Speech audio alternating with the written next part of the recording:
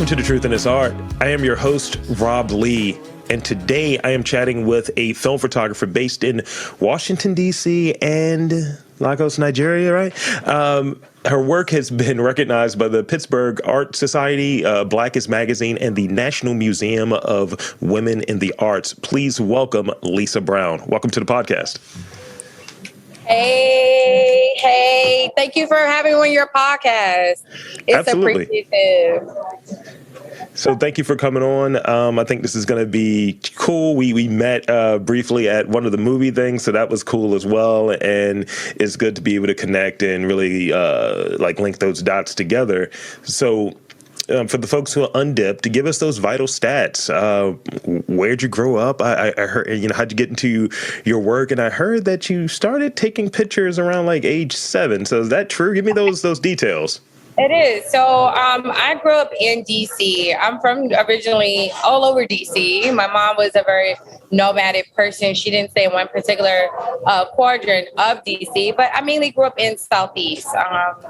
I was fortunate enough to have a grandfather who believed in activities and not just sports. I spent a lot of my youth in the Children's Museum off of 8th Street. It used to be a lovely, beautiful children's museum where they taught you, different things, photography, videography, dancing, different cultural people of color, inventive things, science, futuristic things, computer things. Unfortunately, this place then turned into a condominium. That's just how DC revamps itself by kind of going through the small people first. Started where the places the children learn, and they take those buildings, they turn them to other space for living and other businesses and things like that. But there is where I learned how to shoot film, how to shoot black and white, color. I didn't learn enlargements until I was in 3rd grade. But I still have those things. Even today, I still have negatives and Polaroid pictures that I took, a lot of analog things. And from there, I never actually took a college photography class, to be honest with you. Processing my own film was something that was very important to me. And when I was young, and then when I got older, you start working a job, I started reaching out to other local photography places to process my film. And they did some things to me that really were disgusting. Sometimes they would lose my rolls. Sometimes they'd be like, oh, didn't you come in yesterday? It was another black girl with a hair wrap. And we gave your film away. We gave your negatives away. We gave your pictures away. So I stopped doing any business with them. I said, go where you appreciate it. Yeah. And I could not in DC, Maryland, Virginia, find another black ran photography business. And I just stopped. I stopped doing business with them. And I went back to my house, got my chemicals, and bust them out and start developing my own. So I do all my darkroom at home. Yeah, it's quite interesting, but I'd rather mess up my own roles than someone else mess up and say I lost it. And they don't want to take that accountability. So I take that accountability of myself. Yeah. I'm very appreciative of being the magic man and the shooter and the enlarger, but it also makes me it sharpens my eye. I think it also makes me more wise about what film I choose to use when I shoot. And I'm more conscious about what I'm shooting. And I think that's a very important factor of, being from a city girl. Mm-hmm. So since we're already kind of talking about that a little bit, I want to stay kind of in that area. Tell me about the gear that you use and a little bit more about darkroom printing, because I'm undipped, I'm unfamiliar, and I guess lastly, why film over digital? So my grandfather was a street photographer when he was in college, and he didn't have a digital camera for a very long time. And I think I, begged for my own camera. And my first camera was a Nikon. I can't remember which one, but it was a Nikon. It was a 35 millimeter. I didn't have range, I didn't have a range meter. I didn't have a light meter. I didn't have professional studio lights. So that's something that just, it feels odd to me. It doesn't feel natural. It doesn't give me a better feeling about it or any of that. Even now, I shoot Minolta X7000, which is a 35. I shoot my Bronica 6.4x5, which is medium format. I'm actually looking into getting a large format camera. I know we're gonna put that on back burner, but I would like to get like a 4x5 or almost like a 6x6 large format. Yeah. I do now own a one digital camera, and it is from the most undigital place. I shoot a Leica M10. And so even the most of best people go, oh, is that a film camera? And I go, no, it's actually digital. Leica has been around for some time, and it kind of shoots like a gun. It has a rangefinder on it.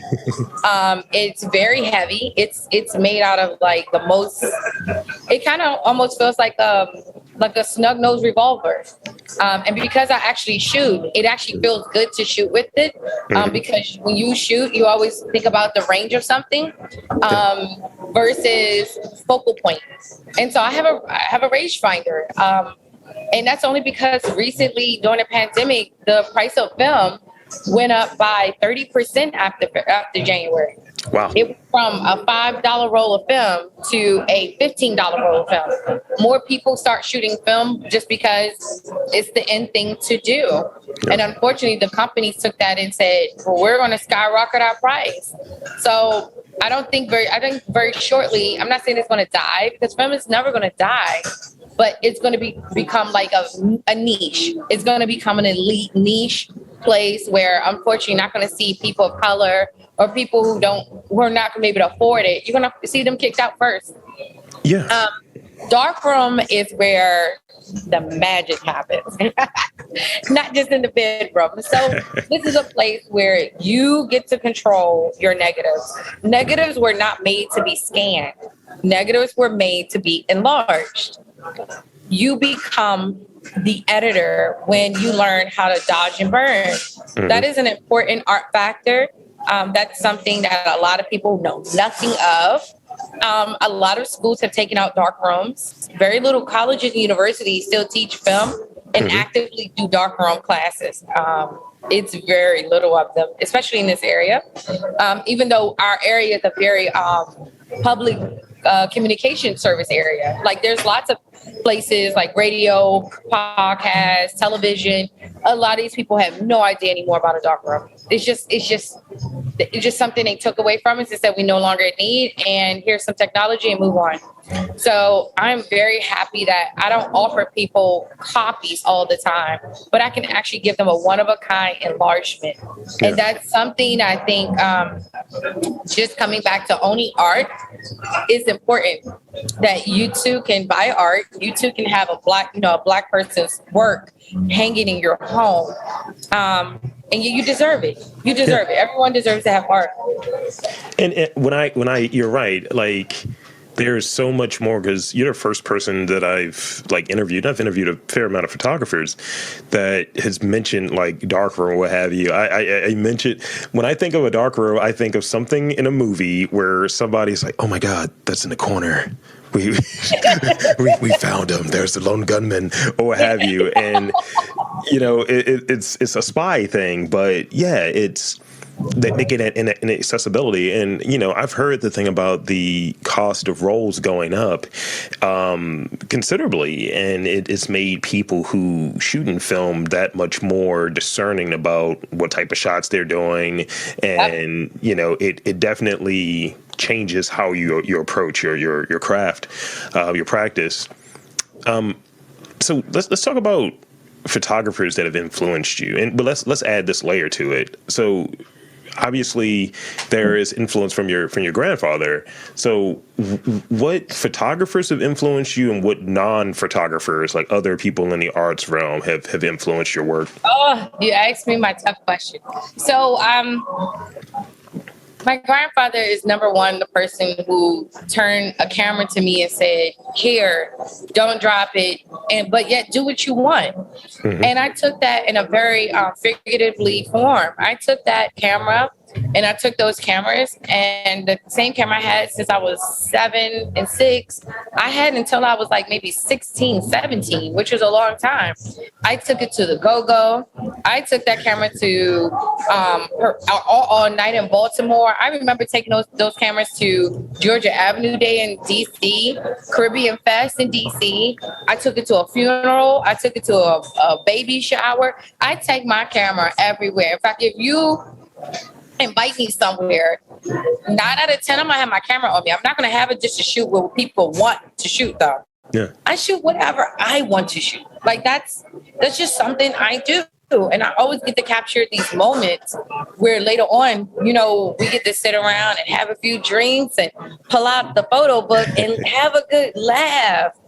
Sometimes people are not alive anymore. Sometimes people remember that day I fell out of the chair. You know, those stories and memories you get to have by a picture that's tangible in your hand, not on your phone, tangible in your hand, are the most priceless moments I can ever ask for. My grandfather taught me that. Yeah, my aunt is another person where she's another person in the family. She took a lot of pictures. She won't let you take them out of her house, but but she did take a lot of pictures. And I would say professionally, it would have to be Carrie Mae Weems, hands down. Carrie Mae Weems is the first Black woman I was exposed to probably around 6th, 7th grade. And around that time, she had came out with a beautiful series. I can't even remember the name of it. And then right after that, she became extremely famous. And it was called the Tabletop Series. And it was a series based upon a late 20, early 30, you know, a woman growing through womanhood, all from the table. So it was a very one perspective. But you got to acknowledge that women go through a change of an age thing. And yet someone loves them, and people come over and play cards, and some child imitates them, and they're doing this all from one perspective. Like, people don't see us as, you know, multi-layered. They see us in this one gaze all the time. And she shot this herself, which means that she's allowing you to see her always just at the table. Like, she's living her whole life out in front of you at a table. That was the most striking moment for me. That I was about to go through some hella changes. And I had to be ready to shoot it. And sometimes that's uncomfortable as hell. That's uncomfortable that it's not someone else seeing you. It's you seeing yourself. That's uncomfortable. And to sit with that and to make it look that damn gorgeous was striking to me, and it still is. I have a few other Black artists, painters,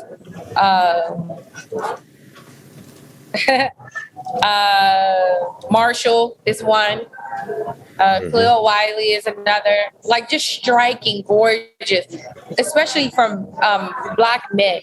Black men have a striking way about their art that is, it catches your feelings before it catches your eye. And it brings you to a place where you somber inside of yourself and say, damn.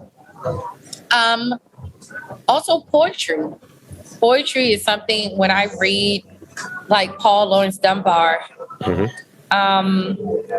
when I watch movies like from Holly Garima, when I read, you know, books from Dr. Michelle Wright, I have, it's almost like an itch to shoot. It's almost like overwhelming to pick up my camera. I can't go days without shooting something. I know that may sound small. I'm not a street photographer either. But the way I shoot, it is a very gorgeous eye. I almost feel like a film photographer, like an actual movie producer. I feel like through one scene of a picture, I get to show you a whole movie.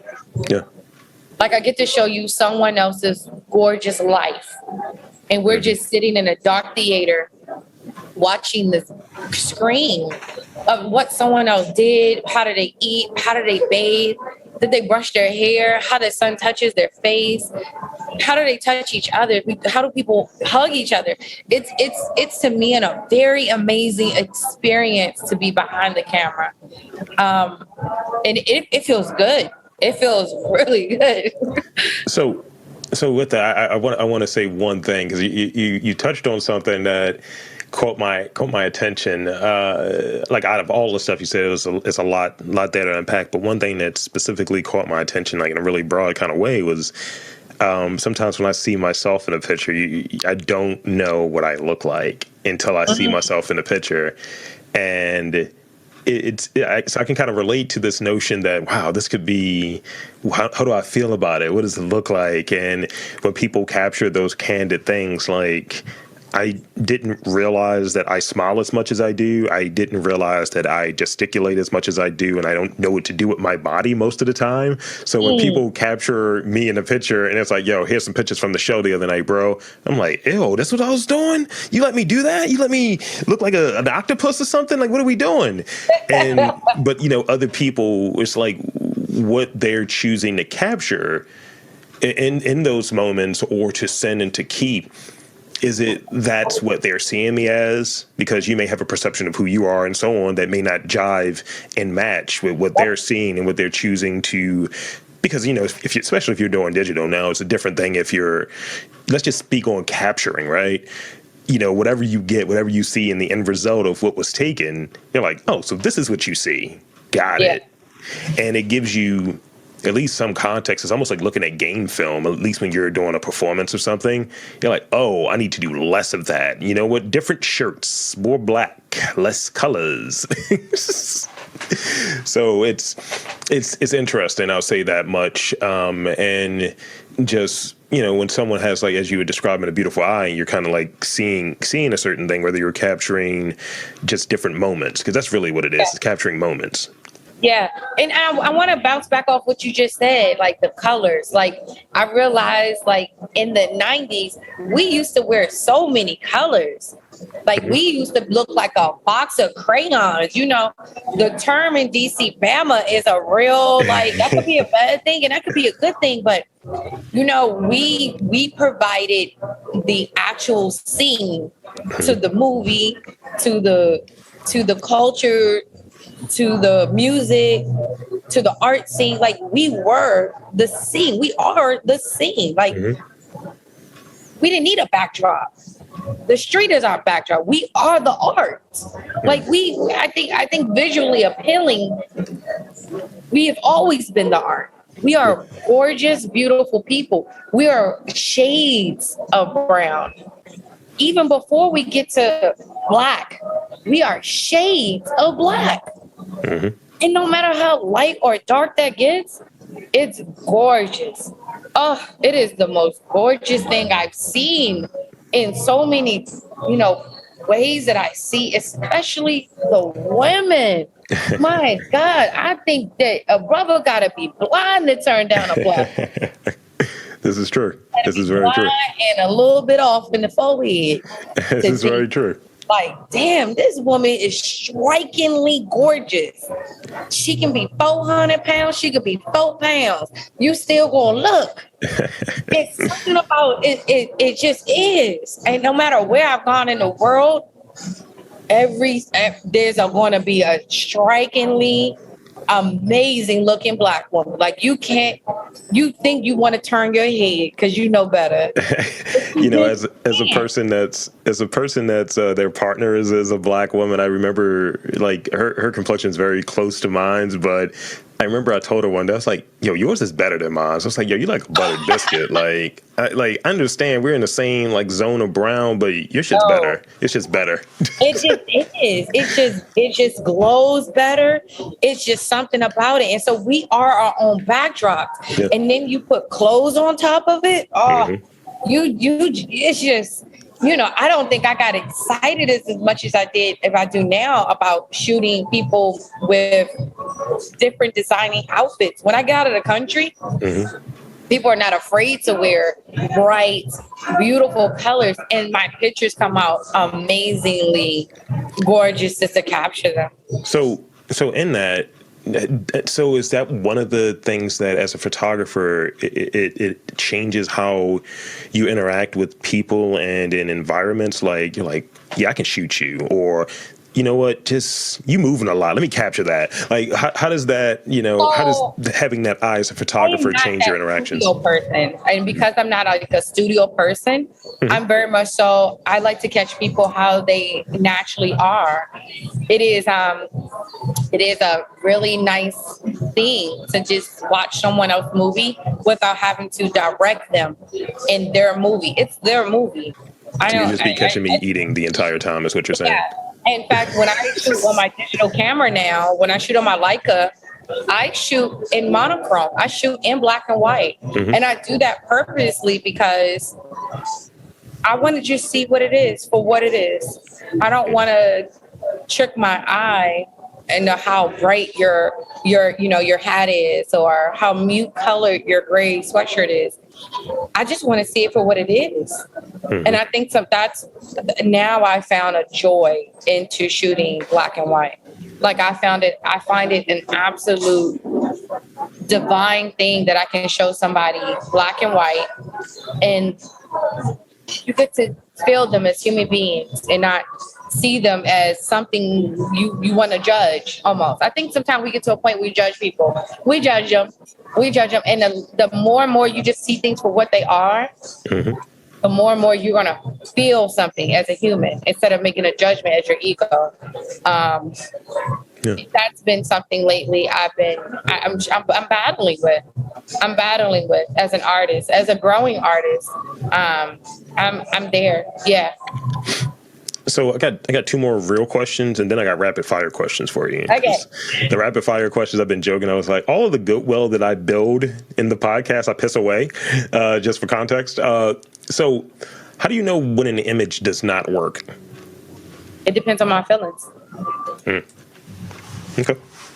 I've had images for other people. It didn't work for them. That's them. The beauty lays within my own eye, and it actually lays inside of my heart. Yes. I may feel like somebody else can look at it and say, oh, that's a bad image.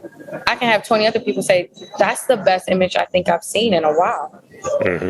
And I commonly get that. I get the latter. It's one of those things where it's like, trust my expertise, trust my background, trust my eye. I've said that so many times to people who don't know me, especially if they hire me to shoot. I always question them. Have you seen my portfolio? Have you looked through my actual pictures before you hire me?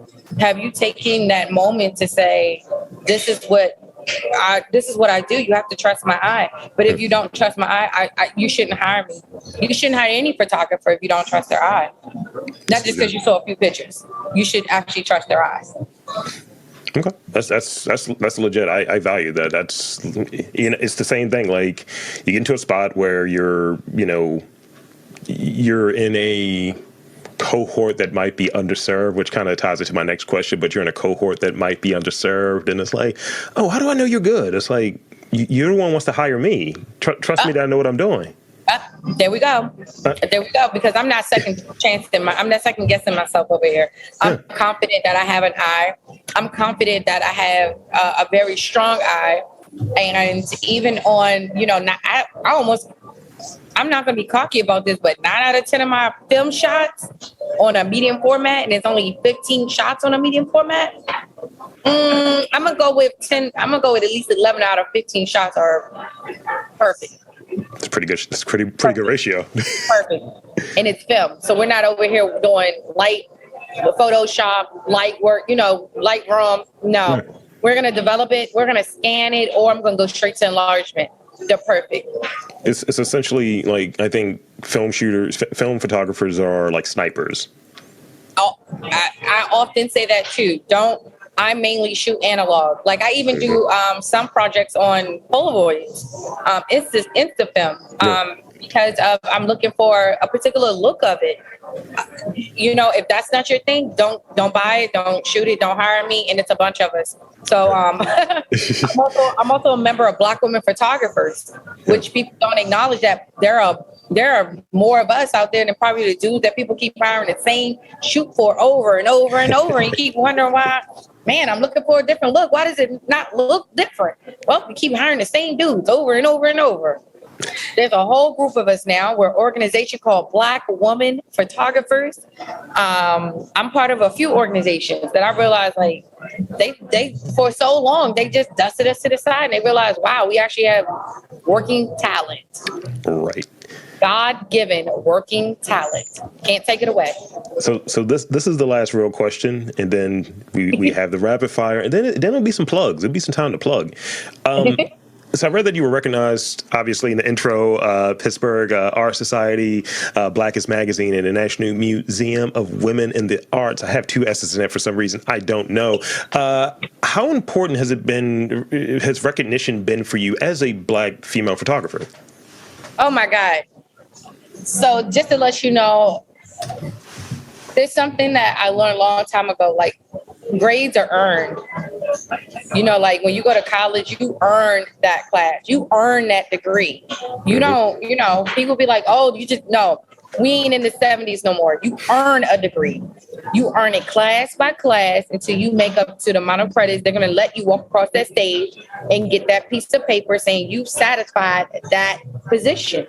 Being recognized is like when you earned it. You earned it. If you didn't do what they keep saying, what's the cliche? 100,000 hours, you didn't earn anything. You just were really good at that one thing, that one time. When most people that you see are getting acknowledged and recognized, and I'm sorry to say it, but not in Caucasian societies, but actually because of the sake of art. For the sake of art, you're being recognized by something. Means you earned it. And I was almost at a breaking part, probably right before they recognized me.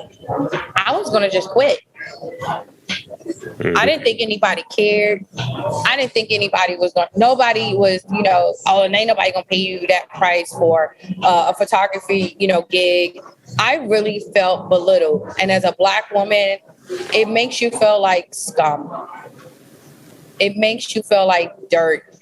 And you're a woman, you're useless. Society says you're useless. You might as well just go home, collect your welfare and food stamps, and have all your baby daddies lined up. Like, people treat Black women like crap. Even when people have a $1 billion company, they will hire me to be their receptionist, not their photographer, not director of photography. They would hire me and underpay me and then treat me like crap. People would say derogatory things to women often. People make sexual suggestions. People still call some grown-ass woman hey, little girls. I just saw this yesterday on social media. A woman that's like 63 years old, since some man came in her office and was like, hey, girls. What? Hey, girls. Girls? Girls? Do I look 7 to you? I'm just concerned that so much microaggression happens. And when you start to point it out to people, they get angry at first. And then hopefully they go through that psychological process of changing their heart, to change their mind, to change their behaviors. Because it's no longer socially acceptable. We're not going for it. We're not laying down no more. Yes, I'm going to have a big voice. Put my big pants on, as they say. And I'm going to stand up to it. And if no one hires me, someone finally say, you know what? In the past, I messed up.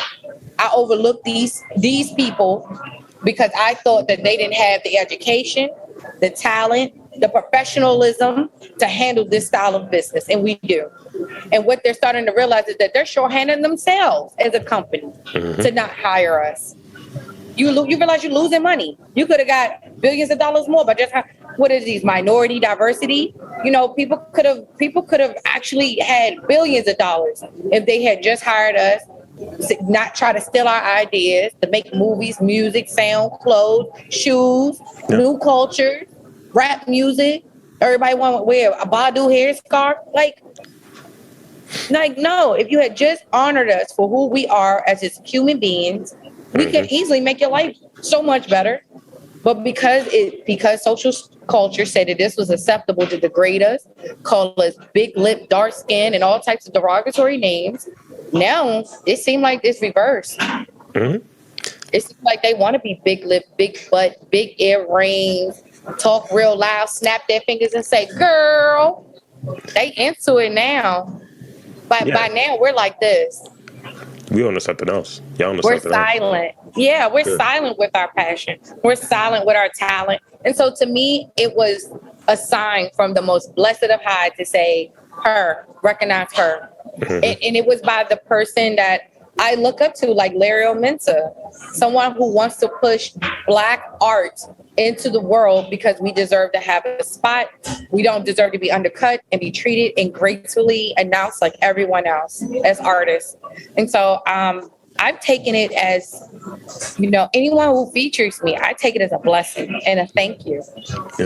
Yeah, it's I thank you and a blessing. And I learned from there. So thank you for sharing that. And now it is time for some rapid fire questions. I got 3 of them for you. You should have some music with that. Rapid fire.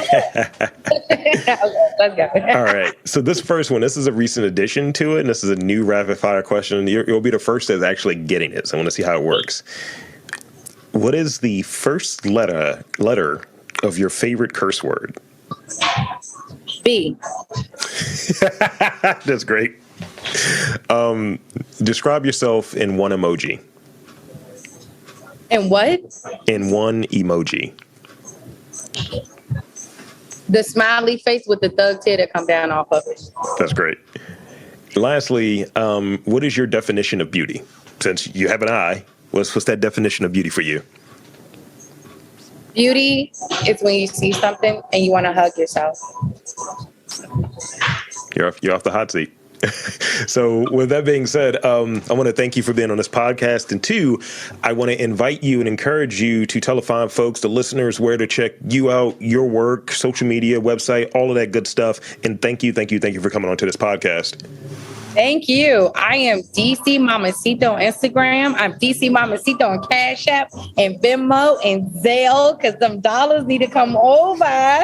I am Heal Her Photography, LLC, in short, and trademark. And that's Heal Her, HEALHER photography.com to see my projects, see my CV, or even see where I'm up right now at different museums and galleries. And I don't want to have to, specifically plug those particular places in. But if you're in DC, I got 3 shows: Delaware, Dover, New York, Union City, California, Dayton, Ohio, Pompano Beach, Florida. So, and many, many, many other places where people of color are at to showcase my artwork. So I appreciate everyone who turned in today. Truth in the Art, I am definitely feeling this. I am definitely happy to be on this platform. I've seen other artists on this platform and was like snapping my fingers while they were talking because I was getting into the groove with them. So I thank you so much for bringing me on today. It is appreciative of your time and standing on your soapbox with you. Well, thank you so much. I'll wrap there. So for Lisa Brown, I am Rob Lee saying that there is art in and around your city. You just got to look for it.